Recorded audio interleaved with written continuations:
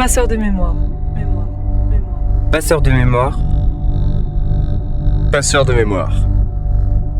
Zali. Sa vie. Son histoire. Nous nous retrouvons pour notre émission Passeur de mémoire. Voici la troisième et dernière partie de la vie de Zali. Son passage à Auschwitz, le camp de Kratzow et enfin son retour en France. Auschwitz-Birkenau. C'est le plus grand camp de concentration et d'extermination du Troisième Reich. Il se situe en Haute-Silésie, en Pologne. 1,3 million de personnes y ont été acheminées depuis toute l'Europe. 1,1 million y sont mortes. Zali arrive à Birkenau le 3 août 1944. Quand elle descend sur la rampe, elle entend des hurlements des Allemands, des insultes, elle reçoit des coups, des chiens à bois.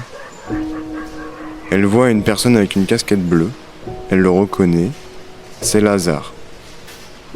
Il lui dit « Peigne-toi, tiens-toi droite et laisse tes affaires ». Elle voit les personnes monter dans des camions, des personnes âgées, des enfants, des femmes.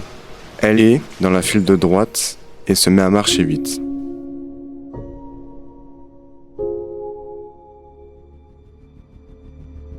Elle arrive dans une grande salle où il y a des femmes en uniforme. Elle doit se déshabiller, elle se retrouve nue. À côté d'elle, des femmes essaient de cacher leurs bijoux comme elles peuvent. On lui arrache ses boucles d'oreilles. Elle arrive dans une autre pièce où elle est assise sur un tabouret. Une femme arrive avec une tondeuse à cheveux. Elle est rasée de la tête aux pieds, elle est dans un état second. Elle ne ressent plus rien. Elle sera tatouée plus tard matricule A 16825. Elle sera dans le bloc 16. Elle fait partie d'un groupe de 5 composé de Ruth, Héloïse, Mado et Hélène. C'est ce groupe des 5 qui la fera tenir. Elle est la plus jeune des 5. La nourriture est très limitée. Carrés de margarine, marmelade, saucisson. Ils entendent. Elles ne savent pas ce qui les attend. Parfois elles ne dorment que 3 quarts d'heure, il y a des appels tout le temps. Elle se souvient des femmes mortes sur les fils électriques. Elle voit arriver un groupe d'Italiennes qui ne vont rester qu'une journée. Elle se rappelle d'un appel qui dure 24 heures sous la chaleur. Elle a des brûlures et le matin il fait extrêmement froid.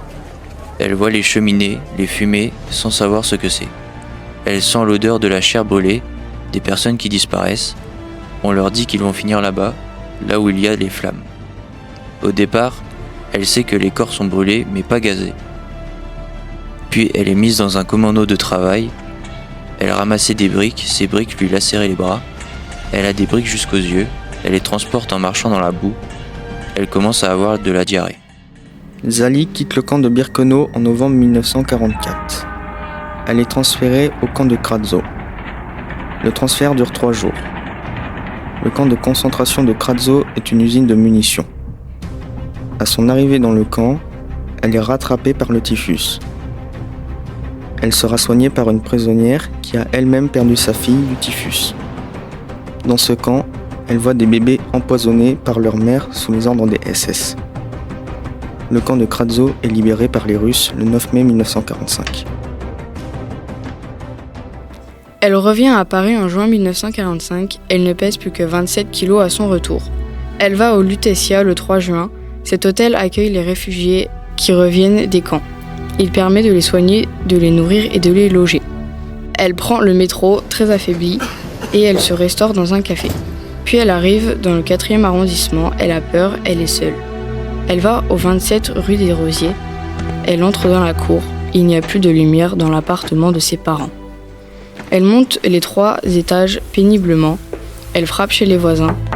C'est leur fils qui ouvre et leur dit « Vous désirez, monsieur ?» Elle est tondue, en pantalon et en chemise, il ne la reconnaît pas. Son retour est difficile mentalement car pour certains, elle est accusée d'avoir de la chance. Elle voit sa sœur avec des beaux cheveux alors que les siens ont été tondus par les Allemands. Après la guerre, elle se marie avec Henri Glowinski, dit Glouglou, ancien résistant et déporté. Elle a une fille, Roseline. Voilà, la biographie de Zali Glowinski est terminée. Nous avons voulu à travers ce projet être des passeurs de mémoire.